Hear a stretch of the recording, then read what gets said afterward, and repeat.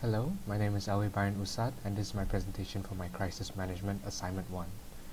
The organization that I've chosen for this assignment is Facebook. The crisis that Facebook had to go through was its data privacy scandal. But before I go on to explain the whole situation, I will first speak briefly on the background of the company. For the background, Facebook is a type of social media that is a part of a social networking industry and has been a company powerhouse ever since it was founded on February 2004. Mark Zuckerberg, who is the founder, created Facebook with his Harvard colleagues during his time in university. Facebook is essentially a website that allows communication with people from all over the world. It provides a platform where users can post comments, share photos, or post links on the news or any other forms of interesting content on their website.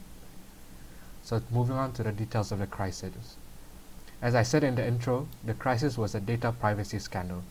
The year 2018 was seen as the most scandalous issue that Facebook has faced. It came to the point where it involved Mark Zuckerberg, the proud founder of Facebook, to have a face-to-face meeting with the US Congress. The social media company failed to secure the privacy of its users' data. Facebook did this by allowing organizations to gain user personal data for the purpose of either targeted advertising or political advertising. As time went on, after the issue went viral, it was discovered by various investigators that one of the main firms that were mostly involved with this scandal were researchers from Cambridge Analytica. Cambridge Analytica is a firm that provides strategies and political consultation. The reason why they are the main firm that is under fire is because they worked with President Donald Trump during the 2016 US presidential election campaign. The method in which Cambridge Analytica used to collect the data from Facebook users was through an app that goes on to quiz a person's personality traits. The quiz app itself is called This Is Your Digital Life, which is a quiz that is based on a recognizable model which is called OCEAN. This stands for openness, consciousness, extroversion, agreeableness, and neuroticism. The individuals who are interested in taking this specific quiz would have to add the application onto their own Facebook accounts.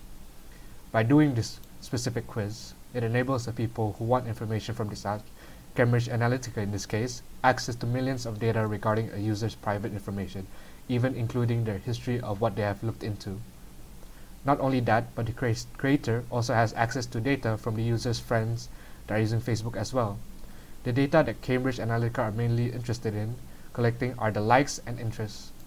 All the information is collected through the people who take the quiz is seen as high importance, as it lets the firm complete a full psychographic profile on each user, which then makes it easier to automatically promote certain aspects of the electoral campaign to every individual based on what they want to see on their Facebook newsfeed.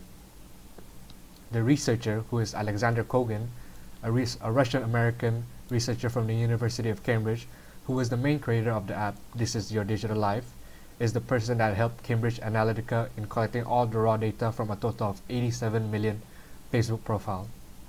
What made all of this a big issue was the fact that every single person that the quiz had zero to no consent of allowing their data to be taken. What made it even more of an issue was that another researcher pointed out there was a loophole in Facebook's API, which in turn allows data to be taken from the friends of the people who attempted the quiz. Now we move on to the handling of the crisis. Even before this whole data privacy scandal occurred with Facebook, there were moments before that involved 5 journalists from Times.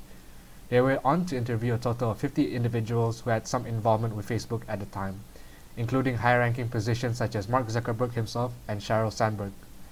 Based on how the Facebook representatives responded to the allegations of the issue, instead of being upfront and truthful to the public, the social media company tried to avoid answering for their mistakes by downplaying their knowledge on the fact that a Russian-American researcher managed to take user data from their company. After being exposed of downplaying the whole situation, they attempted to make an underprepared statement which eventually led to more problems with the media and public. When the statement was released by Facebook, the company was not expecting any feedback from an audience, as they felt they have covered everything that was needed to be said and answered since it didn't require much accuracy to what they say in the statement. But it was immediately exposed by journalists and members of the public that certain areas to what they said was untruthful, and the company was backtracking on a lot of what they said to the media. In order to get out of the negative eye of the media and public, the company hired a public relations firm to attack a person by the name of George Soros, which they denied at first for doing. He criticized Facebook by calling them a menace to society when Facebook's PR team to take advantage by undermining him and releasing false narrative that he was connected to anti-Semitism conspiracies. This didn't help the situation at all, as days later Sheryl Sandberg admitted to hiring the PR firm known as the Definers.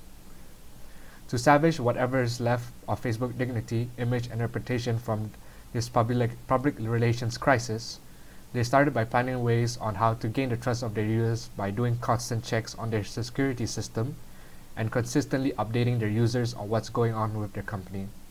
Although it was quite late, but they intend to completely be honest and truthful moving forward, ensuring the safety of their users' privacy. Lastly, they launched a PR campaign called Here Together in order to seal the deal in getting the trust of their users back by placing ads on Facebook, YouTube, and nationwide by saying sorry everywhere.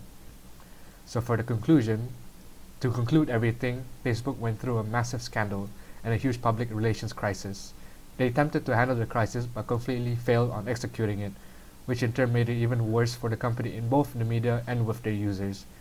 The company should train their PR team to be more prepared with situations such as this, so in return it ensures that there is a massive trust, transparency, and dependence between the company and its users from the beginning, which requires Facebook to start all over again with gaining the customers' trust.